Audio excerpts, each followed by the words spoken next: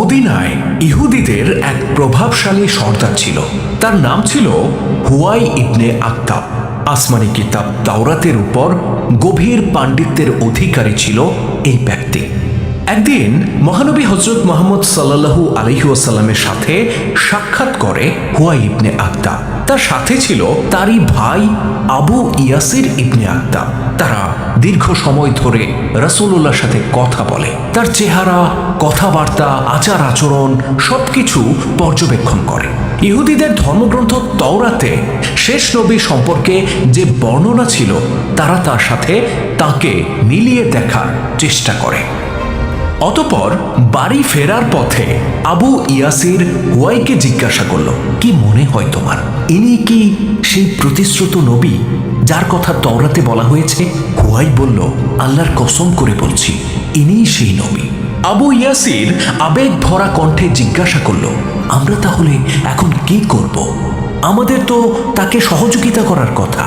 Huawei ইবনে আখতাব অত্যন্ত ঠান্ডা গলায় জবাব দিল, না, সহযোগিতা নয়, আমরা বরং যতদিন বেঁচে আছি অবশ্যই তার বিরোধিতা করব।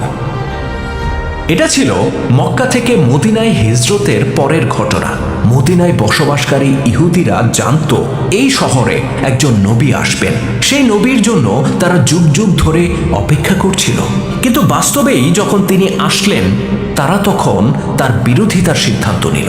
প্রশ্ন হচ্ছে, কেন? কি কারণে যার জন্য এত কালের অপেক্ষা আজকে তার বিরোধিতার সিদ্ধান্ত? এই কেনর উত্তরটা লুকিয়ে আছে ইহুদিদের মানসিকতায়। তারা আশা করত প্রতিশ্রুত নবীর জন্ম হবে ইহুদি পরিবারে, অর্থাৎ বনি ইসরাইল বংশে। তারা তখন তার সাথে মিলে গোটা দুনিয়াতে রাজত্ব করবে। কিন্তু সেই স্বপ্ন তাদের পূর্ণ হলো না। শেষ নবীর জন্ম হলো কোরাইশ বংশে, যে কোরাইশরা ছিল হযরত ইসমাইল আলাইহিস সালামের বংশধর। ইহুদিরা আল্লাহর এই সিদ্ধান্ত মেনে নিতে পারল না। তারা অহংকার করে বলল, আমরা ইসহাকের বংশধর, ইসমাইলের বংশে আগত নবীকে আমরা কেন মানব? ব্যাস, এই অহংকার থেকেই শুরু হলো বিরোধিতা। কেবল হুয়াই ইবনে আখতাব নয়, গোটা ইহুদি সম্প্রদায় সম্মিলিতভাবে শেষ নবীর বিরোধিতা করার সিদ্ধান্ত নিল। রাসূলুল্লাহ সাল্লাল্লাহু আলাইহি ওয়াসাল্লাম মদিনায় হিজরতের পর সেখানকার সবাইকে নিয়ে একটা শান্তি চুক্তি করেছিলেন, ইতিহাসে যাকে মদিনা সনদ হিসেবে আখ্যায়িত করা হয়। সেখানে বলা হয়, মদিনার মুসলিম অমুসলিম নির্বিশেষে আমরা সবাই শান্তিতে বসবাস করব, কেউ কারো সাথে শত্রুতা করব না। এ সময় মদিনায় 3টি ইহুদি গোত্র ছিল, তারাও এই শান্তি চুক্তিতে স্বাক্ষর করে। কিন্তু শীঘ্রই দেখা যায় তারা এই শান্তি চুক্তি মানছে না। যেখানে সেখানে তারা মুসলিমদের সাথে খারাপ ব্যবহার করছে এবং একটা অশান্ত পরিবেশ সৃষ্টির পায়তারা করে যাচ্ছে। ইহুদিদের মধ্যে এমন ব্যক্তিও ছিল যারা রাসূলুল্লাহকে ব্যঙ্গ বিদ্রূপ করে কবিতা রচনা করত আর হাটে বাজারে সেগুলো মানুষকে শুনিয়ে উপহাস করত। আল্লাহর নবী দীর্ঘদিন এই বিষয়গুলো উপেক্ষা করে যান, কিন্তু একটা সময় আসে যখন এসবের লাগাম টেনে ধরা জরুরি হয়ে পড়ে। সবার আগে গন্ডগোলটা পাকায় ইহুদি গোত্র বনু কায়নুকা। এরা ছিল মদিনার সবচেয়ে সম্পদশালী গোত্র। সোনা, রূপা, অস্ত্র শস্ত্র কোনো কিছুরই অভাব ছিল না তাদের। মদিনার একমাত্র স্বর্ণের বাজারটি ছিল তাদের মালিকানাধীন। একদিন একজন মুসলিম নারী ওই বাজারে গেলেন। কিছু জিনিসপত্র বিক্রি করে তিনি এক স্বর্ণকারের দোকানে বসলেন। স্বর্ণকার ছিল ইহুদি। তার মাথায় তখন শয়তানি বুদ্ধি ঘুরপাক খাচ্ছিল। সে ওই মুসলিম নারীর অজান্তে তার কাপড়ের মধ্যে একটা পেরেক আটকে দেয়। নিজের কাজ শেষ করে মহিলাটি যখন দোকান থেকে বের হতে যাবেন, ঠিক তখন পেরেকের টানে তার কাপড়টি ছিঁড়ে যায় এবং একটা লজ্জাজনক পরিস্থিতির সৃষ্টি হয়।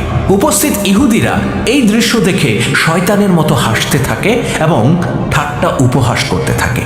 এ সময় সেখানে উপস্থিত ছিলেন একজন মুসলিম যুবক। এক মুসলিম নারীর এমন অপমান তিনি সহ্য করতে পারলেন না।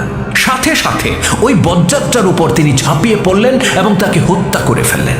উপস্থিত অন্যান্য ইহুদিরাও হাত গুটিয়ে বসে থাকলো না, তারাও মুসলিম যুবককে পিটিয়ে হত্যা করে ফেলল।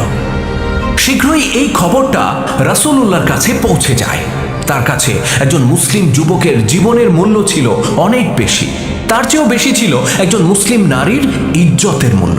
তিনি সাথে সাথে বনু কাইনুকার বিরুদ্ধে যুদ্ধ ঘোষণা করলেন এবং সাহাবীদেরকে নিয়ে তাদের দুর্গ অবরোধ করলেন। এদিকে বনু কাইনুকাও ছিল শক্তিশালী গোত্র। মুসলিমদের তুলনায় অনেক ভারী ভারী অস্ত্র ছিল তাদের মজুদে। তারাও যুদ্ধের পূর্ণ প্রস্তুতি নিয়ে ফেলে।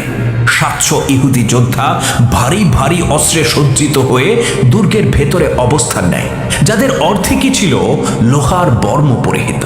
এদিকে বনু কাইনুকাকে সাহায্য করতে এ সময় এগিয়ে আসে আরেক ইবলিস, আব্দুল্লাহ ইবনে উবাই। সে ছিল মুনাফিকদের সর্দার, নিজেকে মুসলিম দাবি করত, কিন্তু সবসময়ই রাসূলুল্লাহর সিদ্ধান্তের বিরোধিতা করত। বনু কাইনুকাকে সে গোপন বার্তা পাঠায়, ভয় পেও না, আমরা আছি তোমাদের সাথে, অন্য ইহুদিরাও নিশ্চয়ই তোমাদেরকে সাহায্য করবে। এমন আশ্বাস পেয়ে বনু কাইনুকার সাহস আরো বেড়ে যায়। তারা দুর্গের ভেতরে অপেক্ষা করতে থাকে, কিন্তু দিনের পর দিন কেটে যায়, কোনো দিক থেকেই কোনো সাহায্য আসে না। এভাবে পার হয়ে যায় 15 দিন। এই সময়ের মধ্যে একবারের জন্য তাদের সাহস হয় না দুর্গের বাইরে এসে মুসলিমদের মোকাবেলা করার। অবশেষে 15 দিন পর নিরুপায় হয়ে আত্মসমর্পণ করে বনু কাইনুকা। তারা রাসূলুল্লাহর কাছে ক্ষমা প্রার্থনা করে, কিন্তু আল্লাহ নবী তাদের যুদ্ধক্ষম সব পুরুষকে বেঁধে ফেলার নির্দেশ দেন।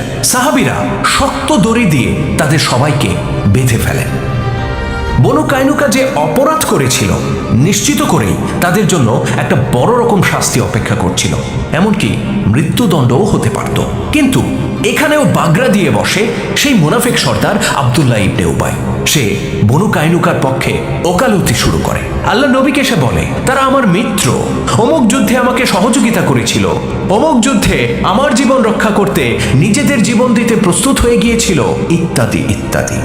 তার এই পীড়াপিড়িতে শেষ পর্যন্ত আল্লাহ নবী বনু কাইনুকার প্রাণ ভিক্ষা দেন, কিন্তু তিনি তাদেরকে মদিনা থেকে বের হয়ে যাবার নির্দেশ দেন।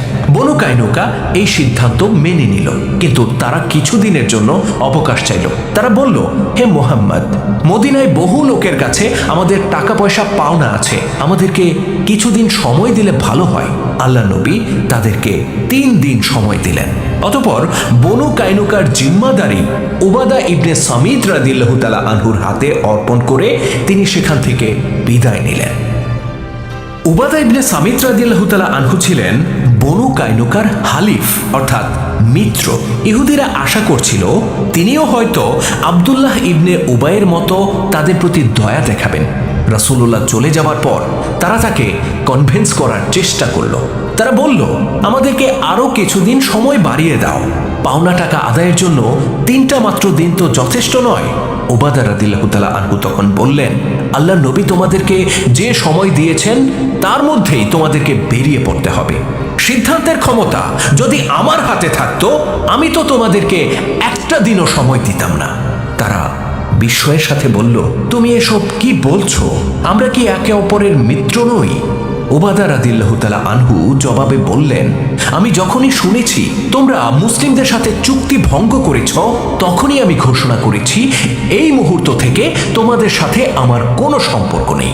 অগত্যা 3 দিন পরেই মদিনা থেকে বের হয়ে যেতে বাধ্য হয় বনু কাইনুকা। কোন সিরাত গ্রন্থে বলা হয়েছে তারা আখরাআত নামক স্থানে গিয়ে বসবাস শুরু করে। কিছুদিন পর তাদের উপর আল্লাহর এমন গজব পতিত হয় যে তারা একেবারে নির্বংশ হয়ে যায়। নিশ্চয়ই এটা ছিল একজন মুসলিম নারীর সম্মানহানির ভয়ঙ্কর পরিণতি।